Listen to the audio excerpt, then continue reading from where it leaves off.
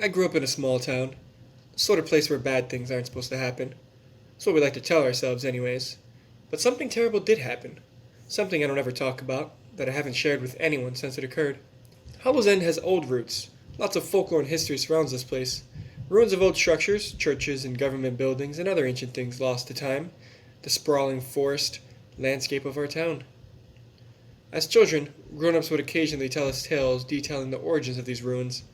The stories were often steeped in magic, detailing horrifying events that didn't add up, creatures coming from the wilderness at night, trials of witch women who would kidnap children and farmhands who were never seen again. It wasn't until later on in life that I realized most towns didn't have those types of stories.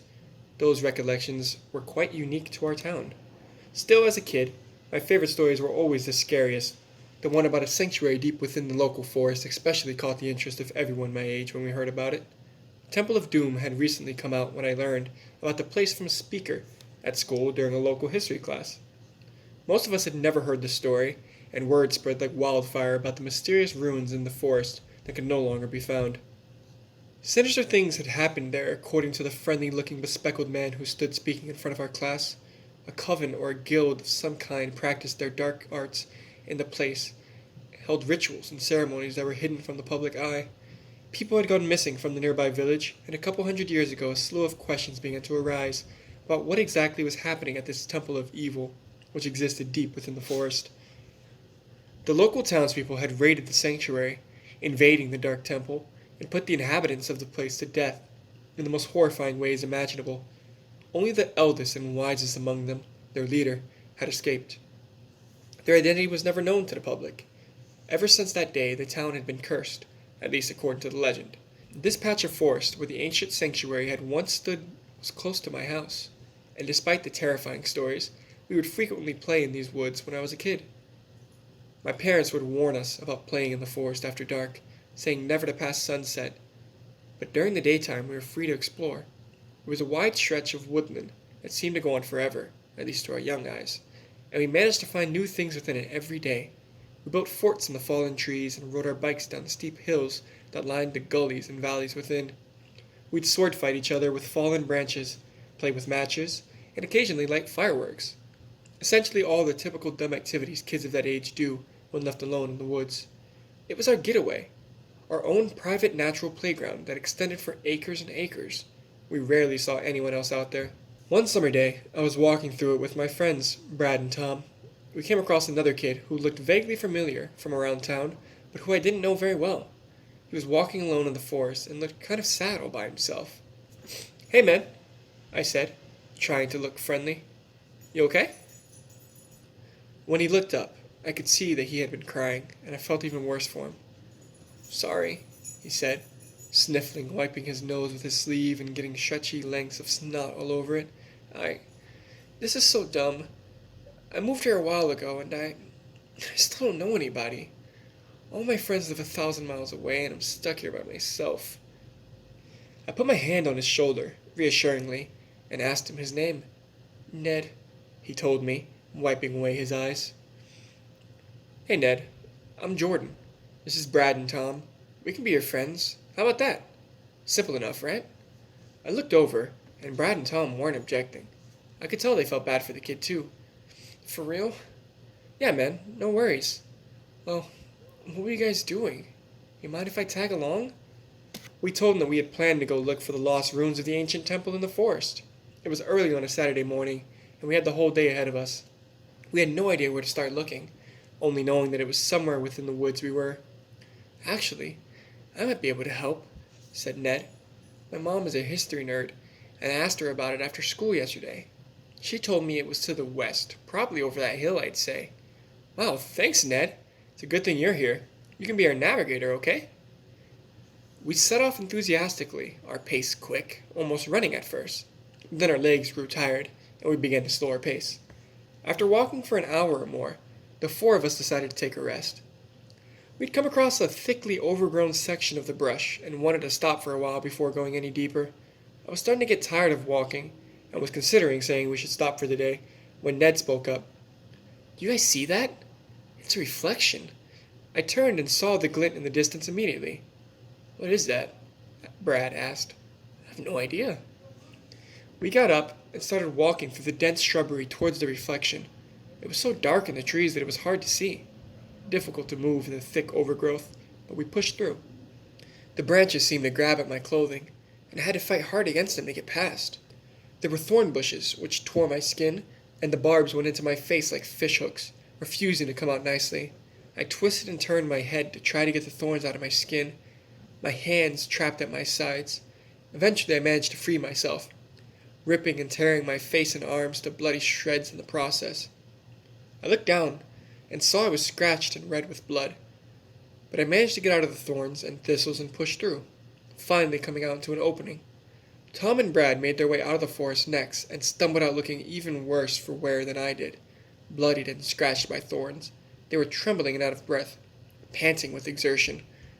Wow, that was pretty gnarly. Yeah, no kidding. Ned came through next, his skinny body twisting and angling himself to come through the thorn bushes without much visible damage, only a few cuts to his wrist. He fixed his glasses and combed back his hair with his hands, and joined us in the clearing. I looked up and saw what had been reflecting the light at us through the trees. It was the window of an old house. The place wasn't a simple cottage or a shack in the woods either. It was a house, run down and ugly looking, the roof sagging down at the middle, but a house nonetheless. The siding had been painted red at some point in the past, I guessed, but had taken on a dusty, dingy brown shade after years of neglect. Several of the windows were broken, but others remained intact. Shutters were hanging loose and askew, and the whole place had a haunted, lonely vibe to it that I didn't like very much. Whoa, there's a house out here. Who the hell builds a house in the middle of the forest? I couldn't answer that question, but guessed it was someone who really wanted to be left alone. Shivers ran down my spine thinking about that, and I began to feel more and more afraid. It would take a very committed hermit to craft a retreat like this. The place was as secluded as it gets. Guys, maybe we should go. You never know. There could still be someone living in there. The three of us stared at the entrance, and I noticed the door was ajar. It was hanging open, invitingly, swaying in the breeze, as if it were waving and beckoning us to come in. Nobody lives here, dude. It's abandoned. Just look at it.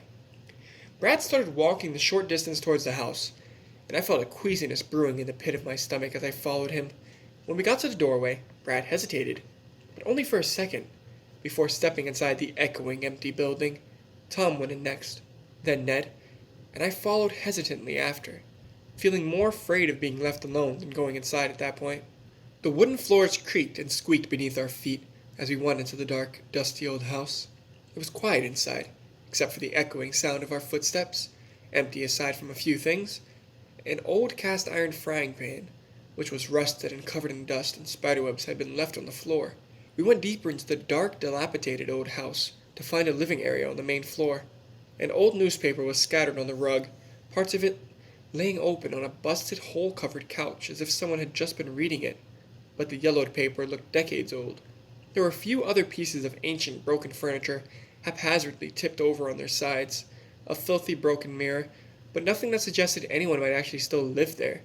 I turned around and jumped, startled at the sight of someone standing in one of the dark corners of the room, watching us, a person dressed entirely in black, their pale, wrinkled face only barely visible in the shadows.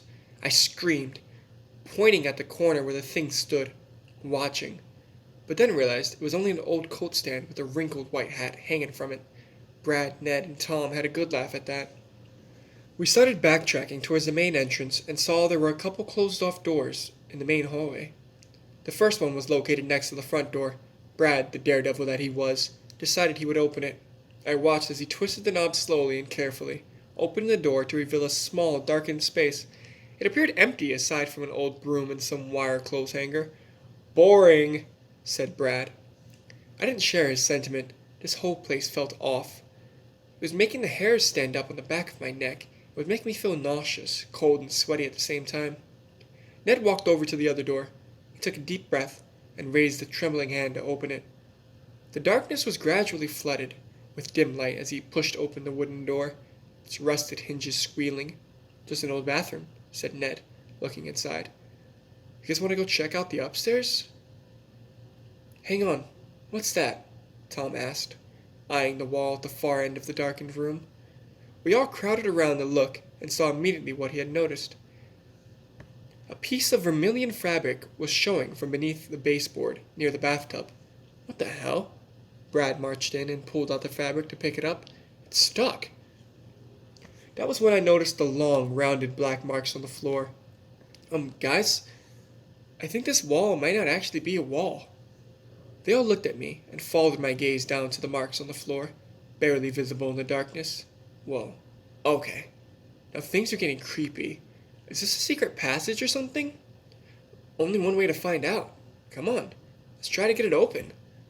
We spent the next few minutes pulling on various fixtures and getting grossed out when cockroaches and mice would occasionally scamper and skitter around us. But eventually someone figured it out. It must have been Ned. He pulled on the chain which was connected to the plug in the bathroom sink, and surprisingly a sound began, like gears ticking. The entire wall began to swing in towards us, and we had to take a step back to let it open. The well-hidden secret doorway revealed an ancient-looking set of stairs, which went downwards for a long, long ways. The small amount of light quickly dissipated, and nothing could be seen below in that horrifying pit of darkness. Immediately I lost any courage I had left. This was beyond anything we were prepared for, but we had found what we were looking for. We were almost immediately sure of that. Hidden beneath this well-camouflaged house in the woods, existing against all common sense, were the subterranean ruins of the ancient sanctuary we had learned about in history class.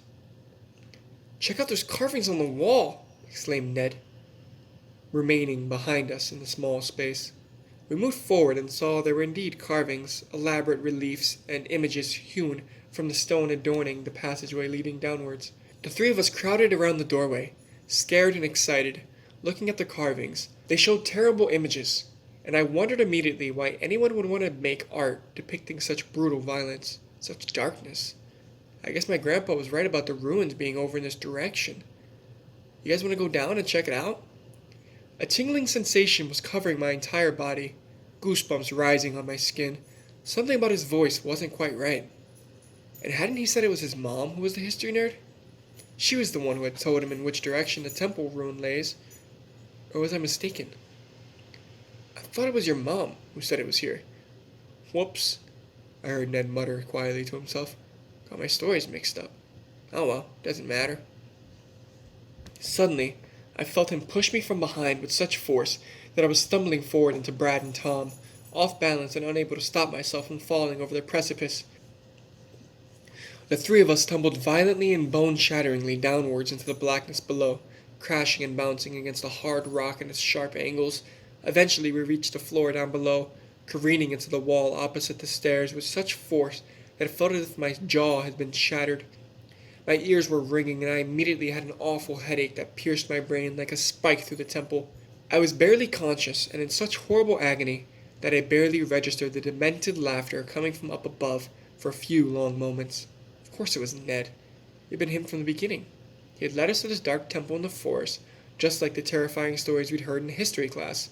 I heard the murmur of echoing voices and footsteps approaching in the dark, and my heart began to pound with fear like never before. What the hell have we gotten ourselves into?